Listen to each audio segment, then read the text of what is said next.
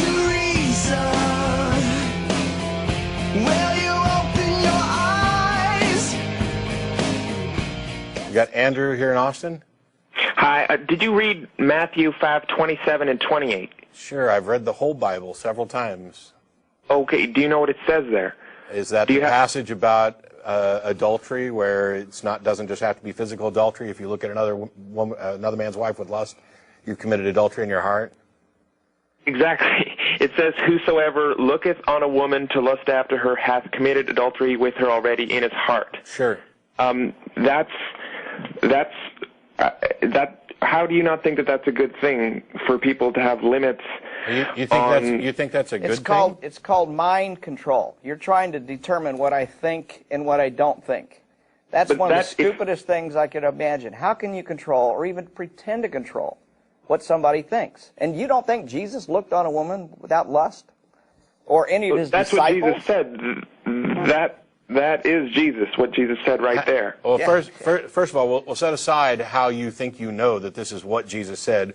Second aside, we'll set aside whether or not it matters whether Jesus said it. I don't care who said it. If it's wrong, it's wrong. And so if somebody says, now I will say, if a man looks on a woman lustfully, he's committed adultery in his heart, is absolutely wrong. Because first of all, he's not necessarily married, and adultery is specifically a lustful or sexual action that extends beyond the bounds of marriage. So as a single person looking on a woman lustfully isn't adultery. And by the way, I put it to you that almost nobody on the planet outside of arranged marriages would have ever gotten married or had sex if they hadn't looked at someone of the opposite sex lustfully.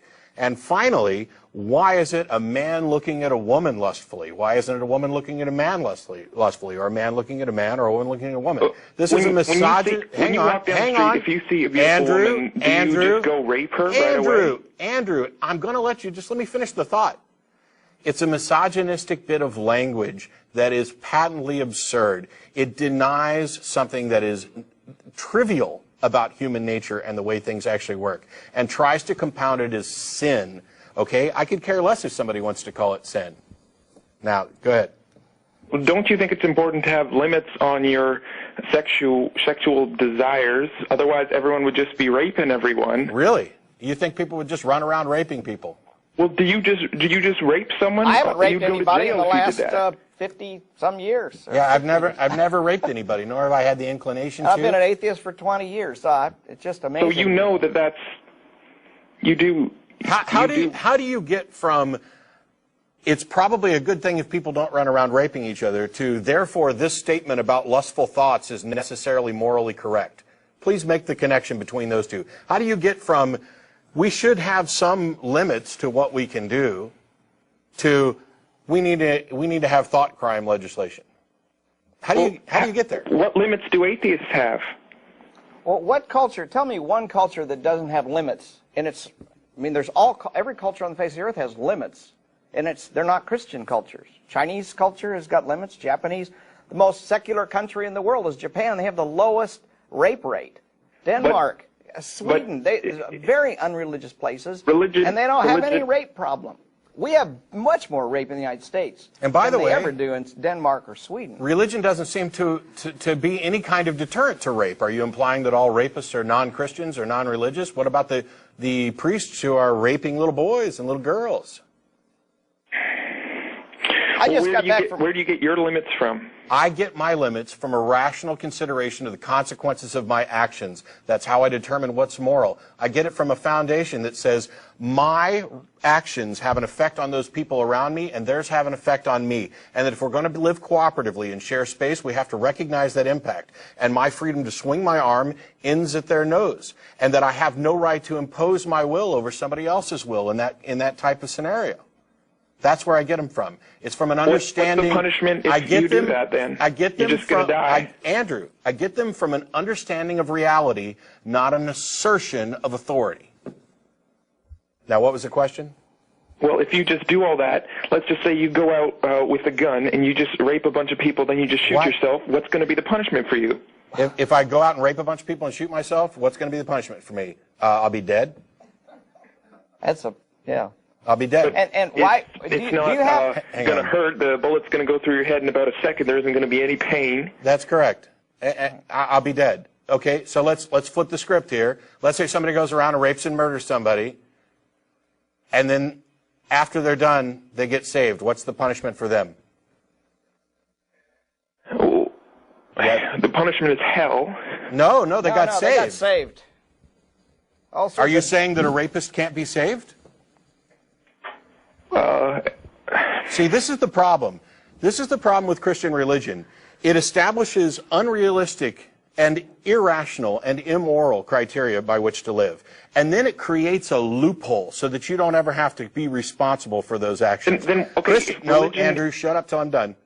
Christianity is not a moral system. It is an immoral system because it specifically says that there aren't necessarily consequences that you're going to have to pay because of a loophole. And what is the loophole? It has nothing to do with how good you are or how morally you act or anything else. It has to do with whether or not you're willing to be a sycophant to an idea. And if you are, then there is now an exception for which you no longer have to suffer a penalty for this. So the idea that secular morality offers no guarantee that people will ever pay for their crimes and their atrocities is not an argument against secular morality, because that is a tenet of Christianity. It is the foundation. The idea that the Christian God is just is directly contradicted by the idea that the Christian God is merciful. Perfect justice and any mercy are necessarily directly in contradiction, because mercy is a suspension of justice. So do not pretend that your religion is moral and just and then try to attack my position, which is based on reality, because somebody might rape people, shoot themselves ahead, and then not get punished. That's asinine. If religion is such a bad thing, how come you think, I don't know how many atheists are there in the United States? How come everyone isn't just an atheist then? Because not everybody is aware of how bad and untrue religion is, which is one of the reasons why you think you're some kind of genius or something? That Actually, yeah, but why is that relevant? And, everyone else is too dumb to figure it out? No, it's not a matter of too dumb. You see, I was a Christian for 25 plus years. Let me ask you a question. Why are you calling in as a Christian? Why didn't you call in as a Muslim, a Buddhist, or a Hindu? Because my parents raised me as a Christian. So you didn't have a choice, did you? When did you choose to be a Christian? Well, it's just a tradition. Your parents teach you whatever religion they do. So if you were born over in Afghanistan, you'd be a Muslim. Yeah. So if you were born a Muslim. So it has nothing to do with truth then. It's just the way you were raised. See, because on this show we actually care about whether or not things are true.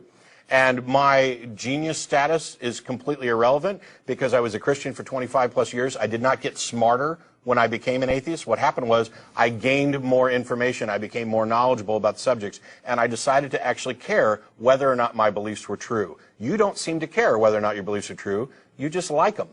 Because you were born here. Well, I think it's good. I think you're going to have more happiness in your life if you have limits to tell you what you can do, or how is that relevant to the truth of your religion? I've already said. It's not all true. I know.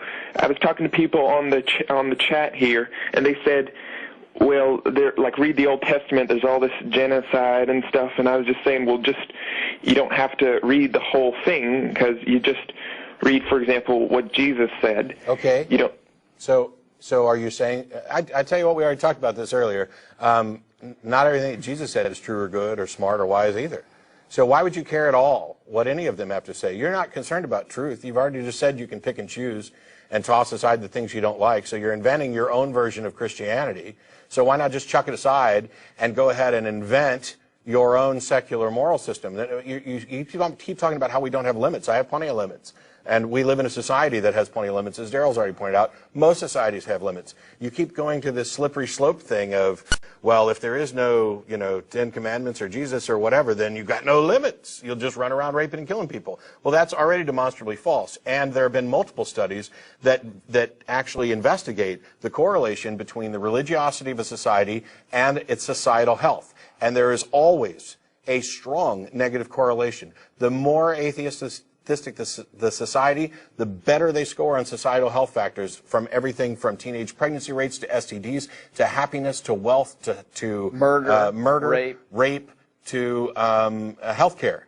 Now, Go out and do some actual research that contradicts this, and then you might have a case for your assertion that I think you'll live a better life if you're. No, you won't. There's no evidence to demonstrate this. This is wishful thinking. Just as not only have you gone and said, well, I'll pick and choose what I want, you've done it in a way where you're just trying to support your own wishful thinking. And until you actually come up with evidence, until you demonstrate that you care about the truth, we don't really need to waste any more time on it.